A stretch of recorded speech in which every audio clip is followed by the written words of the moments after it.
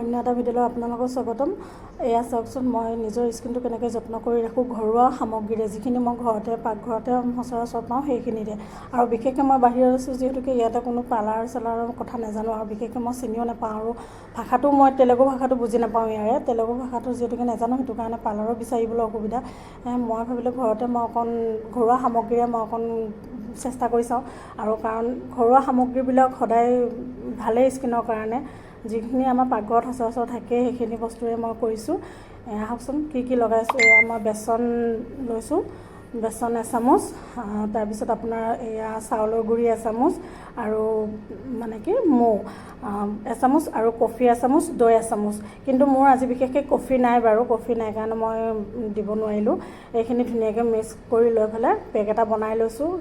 পেকটো বনাই লৈ পেলাই মই মুখত 10 মিনিটৰ কাৰণে মাছাজ কৰিম। ধুনীয়াকৈ মাছাজ কৰি লৈ পেলাই মই এইখিনি 10 মিনিটৰ কাৰণে মাছাজ কৰি ল'ম। লৈ পেলাই মই ধুনীয়াকৈ থৈ দিম 15 মিনিট শুকাবৰ কাৰণে।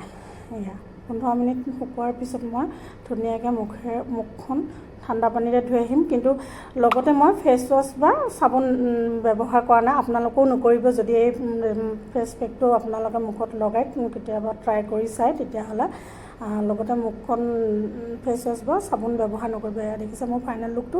যদি ভাল লাগিছে আপোনালোকে কৰি যাব, সপ্তাহত 2বাৰ কৰিব পাৰিব। আজিলৈ আহিছোঁ, বাই বাই।